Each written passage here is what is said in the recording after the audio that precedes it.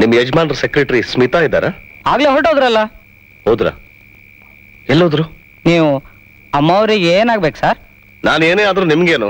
ದಯವಿಟ್ಟು ಕೋಪಿಸ್ಕೋಬೇಡಿ ಸರ್. ಯಜಮಾನ್ರು ಅರ್ಧ ಗಂಟೆ ಮುಂಚೆ ಮೇಡಮ್ ಅವ್ರನ್ನ ಕಾರ್ನಲ್ಲಿ ಕರ್ಕೊಂಡೋದ್ರು. ಸ್ವಲ್ಪ ಬಲವಂತವಾಗಿ ಕರ್ಕೊಂಡೋದಾಗಿತ್ತು ಸರ್.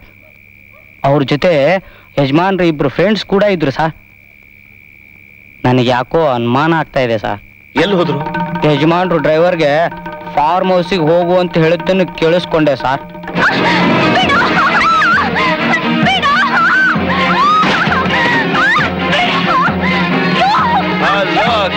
ಬನ್ನಿ ಬನ್ನಿ.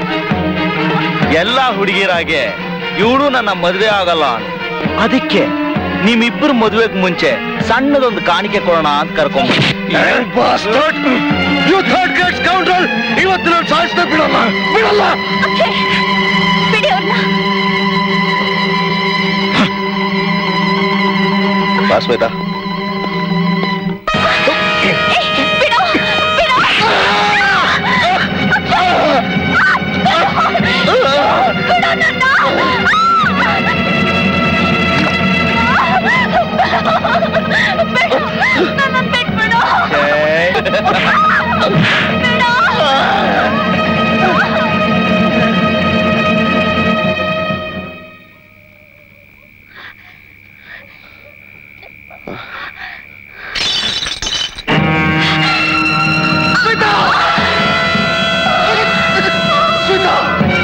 ಸ್ಮಿತಾ, ಯಾಕೆ ಹೀಗೆ ಮಾಡ್ದೆ ಸ್ಮಿತಾ?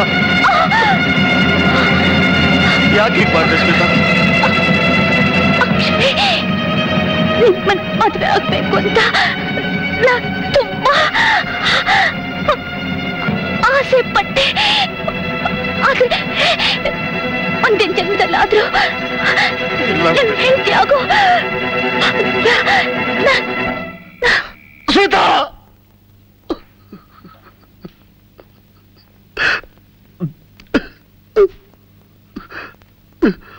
ಬನ್ನಿ ಸರ್, ಈ ಕಡೆ ಬನ್ನಿ.